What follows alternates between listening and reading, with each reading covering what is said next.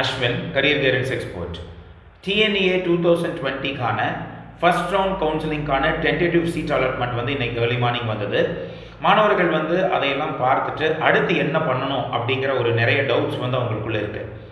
First வந்து நான் சொல்கிறது என்னென்னா, இந்த சீட் டென்டேட்டிவ் சீட் அலாட்மெண்ட் அப்படிங்கிறது என்னென்னா, கட்டாயமாக இந்த சீட் உங்களுக்கு உண்டு அப்படிங்கிறது தான் இந்த டென்டேட்டிவ் சீட் அலாட்மெண்ட். இந்த சீட் வந்து உங்களுக்கு கிடைச்சாச்சு அப்படிங்கிறது தான் இந்த டென்டேட்டிவ் சீட் அலாட்மெண்ட். இதில் 2 டைப்ஸ் ஆஃப் திங்ஸ் இருக்குது. ஒன்று என்ன அப்படின்னா, ஃபஸ்ட்டு சாய்ஸ் நான் என்ன ஃபில் பண்ணணுமோ அதே எனக்கு கிடைச்சிருச்சு சார் அப்படிங்கிறது ஒன்று. அடுத்து ரெண்டாவது சாய்ஸஸ்லேருந்து எனக்கு மேபி 30வது கிடச்சிருக்கலாம், 100வது கிடச்சிருக்கலாம், 150வது கூட கிடச்சிருக்கலாம். இரண்டாவது சாய்ஸஸ்லேருந்து உங்களுக்கு ஏதாச்சும் சீட் கிடச்சிருந்தால், ஸோ இந்த 2 டைப்புக்கும் வந்து உங்களுக்கான ஆப்ஷன்ஸ் வேறுபட்டிருக்கும். ஃபஸ்ட்டு சாய்ஸே உங்களுக்கு கிடச்சிருந்ததுன்னு வச்சுக்கோங்களேன், அதாவது நீங்கள் என்ன விருப்பப்பட்டீங்களோ, ஃபஸ்ட்டு சாய்ஸ் அப்படிங்கிறது வந்து எனக்கு இந்த சீட் இருந்தால் முதல்ல இதை தான் கொடுக்கணும் அப்படின்னு நீங்கள் விருப்பப்பட்ட சீட், அந்த சீட்டே உங்களுக்கு இருந்து அதவே உங்களுக்கு கொடுத்துருந்தா 3 ஆப்ஷன் கொடுத்துருப்பாங்க. ஃபஸ்ட் ஆப்ஷன் வந்து நான் இதையே வச்சுக்கிறேன், இந்த சீட்டையே நான் எடுத்துக்கிறேன் அப்படின்னு சொல்லிட்டு அதை கிளிக் பண்ணி சேவ் பண்ணிங்கன்னா 16ஆம் தேதி ஏர்லி மார்னிங் வந்து உங்களுக்கு அதே சீட் அலோகேட் ஆகி உங்கள் கைக்கு வந்துடும். இரண்டாவது ஆப்ஷன் என்ன அப்படின்னு பார்த்தீங்கன்னா, அதாவது முதல் சாய்ஸே வந்த மாணவர்களுக்கான இரண்டாவது ஆப்ஷன் என்ன கொடுத்துருப்பாங்கன்னா, எனக்கு இந்த சீட் வேண்டாம், நான் அடுத்த ரவுண்டுக்கு போய்க்கிறேன் அப்படிங்கிற அலாட்மெண்ட் உங்களுக்கு கொடுத்துருப்பாங்க. மூணாவது வந்து எனக்கு வந்து இந்த சீட்டும் வேண்டாம், நான் அடுத்த ரவுண்டுக்கும் போகலை, நான் இந்த கவுன்சிலிங் விட்டு என்னை வெளியே வந்துடுறேன் அப்படின்னு சொல்லியிருப்பாங்க. இதுதான் வந்து ஃபஸ்ட்டு சாய்ஸ் கொடுக்குறவங்களுக்கு உண்டான ஆப்ஷன்ஸ் கொடுத்துருப்பாங்க. இதுக்கு இதே உங்களுக்கு போதும் அப்படிங்கிற பட்சத்தில் வந்து நீங்கள் சீட் எடுக்கிறவராக இருந்தீங்கன்னா ஃபஸ்ட்டு சாய்ஸை ஃபில் பண்ணி போகிறது தான் புத்திசாலித்தனம். அடுத்த ரவுண்டுக்கு போனீங்கன்னா என்ன ப்ராப்ளம் வரும் அப்படின்னா, அடுத்த ரவுண்டுக்கான வேகன்சி என்ன இருக்குதோ அதை வச்சுக்கிட்டு தான் நீங்கள் செகண்ட் ரவுண்டை சந்திக்க முடியுமே தவிர, நீங்கள் நிறைய பேர் கேட்குறாங்க என்கிட்ட, என்ன கேட்குறாங்கன்னா, சார் ஆக்சுவலாக அண்ணா யூனிவர்சிட்டியில் நிறைய சீட்ஸ் வந்து வேகன்சி ஆகும் இல்லை சார், இந்த டிஎன்இஏ கவுன்சிலிங் ஏர்லியராக வந்ததுனால, நீட் ரிசல்ட் வரதுக்கு முன்னாடியே வச்சதுனால, ஜோசா கவுன்சிலிங் வந்து ஆரம்பிக்கிறதுக்கு முன்னாடியே வச்சதுனால நிறைய சீட் வேக்கண்ட் ஆகும்ல, நாங்கள் அடுத்த ரவுண்டு போய் பார்க்குறோம், அல்லது வந்து 3வது ரவுண்டுக்கு போனோம்னா எங்களுக்கு அந்த வேக்கண்ட்டுக்கான சீட்டுக்கு எங்களுக்கு மறுபடியும் கவுன்சிலிங் வச்சா நாங்கள் அண்ணா யூனிவர்சிட்டி சீட் கிடைக்குமில்ல அப்படின்னு நிறைய பேர் டவுட் கேட்குறீங்க. அந்த டவுட் கேட்குறவங்களுக்கு தான் இந்த வார்த்தை. உங்களுக்கு முன்னாடி ரேங்க் எடுத்த மாணவன் வந்து அண்ணா யூனிவர்சிட்டியில் கம்ப்யூட்டர் சயின்ஸ் சீட் அவன் கேட்குறான்னா அவனுக்கு அந்த சீட் இல்லை அப்படின்னா உங்களுக்கும் அந்த சீட் இல்லை தான். அப்படிதான் ஒவ்வொரு ரவுண்டாக தான் முடிப்பாங்க. இந்த ரவுண்டில் எடுத்த சீட் அது ஆப்சண்ட் ஆனாலும் ஆப்சண்ட் ஆகலைனாலும் அந்த சீட் எடுத்தது தான். அதுக்கப்புறம் வந்து அந்த சீட்டு சேர மாட்டாங்க, அதை எடுத்து கொண்டு வந்து பின்னாடி போடுவாங்கங்கிற பேச்சுக்கு இடம் கிடையாது. Once it is taken only, that taken seat will not revert back. அப்படிதான், ரைட்? ஸோ இந்த 3 ஆப்ஷன் வந்து ஃபஸ்ட் சாய்ஸ் கொடுத்தவங்களுக்கு கொடுப்பாங்க. இதையே எடுத்துக்கிறேன், நான் அடுத்த ரவுண்ட் போகிறேன், நான் வெளியே போயிடுறேன். அடுத்து இந்த 2வது சாய்ஸிலிருந்து 50வது சாய்ஸாக இருக்கட்டும், 100வது சாய்ஸ், எத்தனையாவது சாய்ஸ் உங்களுக்கு கிடைச்சிருந்தாலும் 5 ஆப்ஷன்ஸ் கொடுப்பாங்க. ஃபர்ஸ்ட் ஆப்ஷன் வந்து பார்த்தீங்கன்னா, நான் இந்த சீட்டை எடுத்துக்கிறேங்கிறது. இரண்டாவது ஆப்ஷன் என்னென்னா, நான் இந்த சீட்டையை வச்சுக்கிறேன், ஒருவேளை எனக்கு இதுக்கு முன்னாடி ஏதாச்சும் நான் சாய்ஸ் ஃபில் பண்ணியிருந்ததில் ஏதாச்சும் ஒரு சீட் கிடைச்சிருந்ததுன்னா அதை நான் ஏற்றுக்கிறேன். அப்போது இந்த ஆப்ஷன் கொடுக்குறப்போ ஒருவேளை நீங்கள் அடுத்த நாளானைக்கு வரக்கூடிய அந்த ப்ரொவிஷனல் அலாட்மெண்ட்டில் வந்து உங்களுக்கு அப்கிரேட் ஆகி எந்த சீட் வந்திருந்தாலும் அதை நீங்கள் எடுத்துக்கணும் தான். சார் அப்கிரேட் ஆகி வர சீட்டையும் இந்த சீட்டையும் நாங்கள் வச்சு கம்பேர் பண்ணி எங்களுக்கு இந்த சீட்டை வச்சுக்காமனா முடியாது. ஒன்ஸ் இட் இஸ் அலாட்டட், நீங்கள் இந்த சாய்ஸ் கொடுக்குறீங்கன்னா இந்த சீட் நான் வச்சுக்கிறேன், அப்படி ஒருவேளை நான் முன்னாடி சாய்ஸஸ் இருந்து ஏதாச்சும் எனக்கு கிடைச்சிருந்தா கொடுங்கன்னு கேட்டிங்கன்னா முன்னாடி சாய்ஸில் சீட்டு கொடுத்துட்டான்னு இந்த சீட்டை நீங்கள் மறந்துட வேண்டியதுதான். 3வது ஆப்ஷன், இந்த சீட் எனக்கு வேண்டாம் கட்டாயமா, எனக்கு முன்னாடி நான் சாய்ஸ் ஃபில் பண்ணியிருந்ததில் ஏதாச்சும் இருந்தால் கொடுங்க, அப்படி இல்லைன்னா அடுத்த ரவுண்டுக்கு போயிடுறேன். ஆனால் அடுத்த ரவுண்ட் போகிறப்போ அடுத்த ரவுண்டுக்கான வேகன்சி ஸ்டேட்டஸ் என்ன இருக்குதோ அதை வச்சுக்கிட்டு தான் நான் போயிடுவேன் அப்படின்னு சொல்லி நீங்கள் அதுக்கு உறுதி அடிச்சு தான் நீங்கள் கிளிக் பண்ணி சேவ் பண்ணுவீங்க. அப்படிங்கிறப்போ மேலே இருந்தால் பார்க்கும், அப்படி இல்லைன்னா நீங்கள் ஆட்டோமேட்டிக்காக அடுத்த ரவுண்டுக்கு எலிஜிபிள் ஆகிடுவீங்க.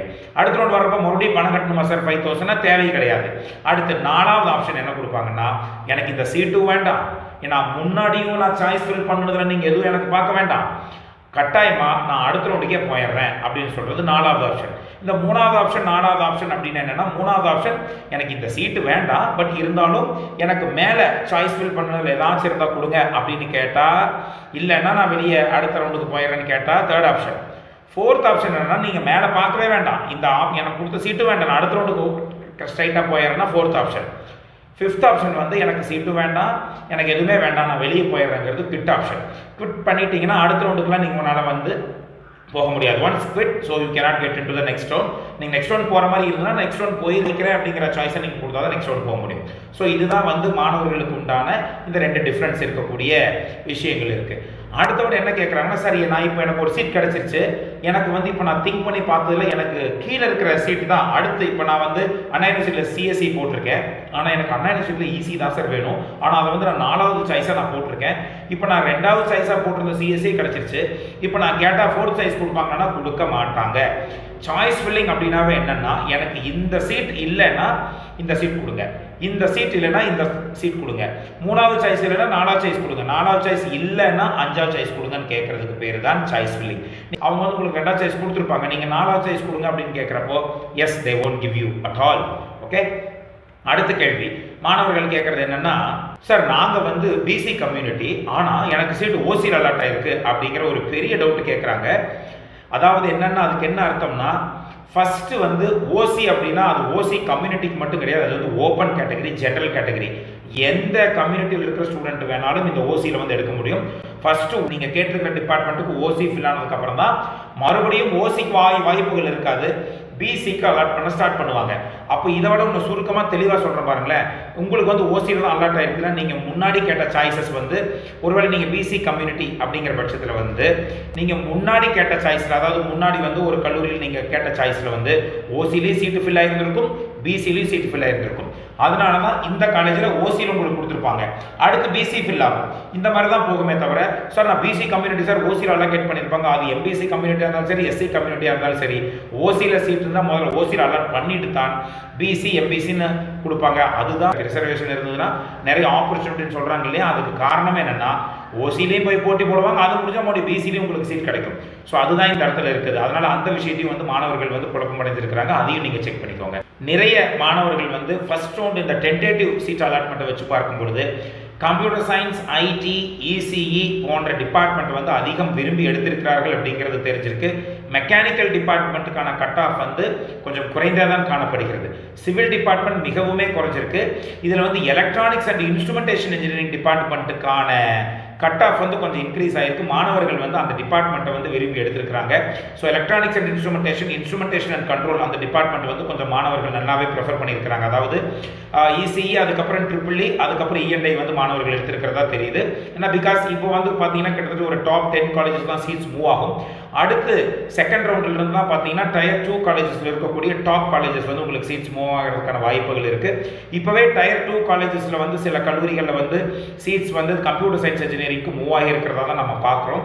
ஆனால் டயர் 1 காலேஜஸ்லேயே சில டிபார்ட்மெண்ட்ஸ் இன்னும் வேக்கண்ட்டாக தான் இருக்கும் போல. ஸோ இதுக்கான எந்தெந்த சீட்ஸ் வந்து இருக்குது, செகண்ட் ரவுண்டுக்கு எந்தெந்த காலேஜில் நல்ல நல்ல சீட்ஸ் இருக்குது அப்படிங்கிறது வந்து நாளை மறுநாள் காலை 10 மணிக்கு தான் நமக்கு தெரிய வரும்.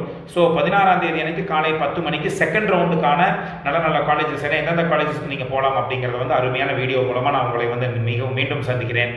அதுக்கு முன்னாடி கட்டாயமாக we are going to give you a session for second round counseling வந்து வெபினார் செஷன் நம்ம ஒன்று கொடுக்க போகிறோம். தனியாக யூடியூப் சேனலில் வாட்ச் பண்ணிகிட்டே இருக்கேன், அதில் வரும். அதுக்கு ரெஜிஸ்டர் பண்ணிவிட்டு you can come and attend my session so that we can discuss very transparently. Let us meet in the next video. Until then, it's bye from Ashwin.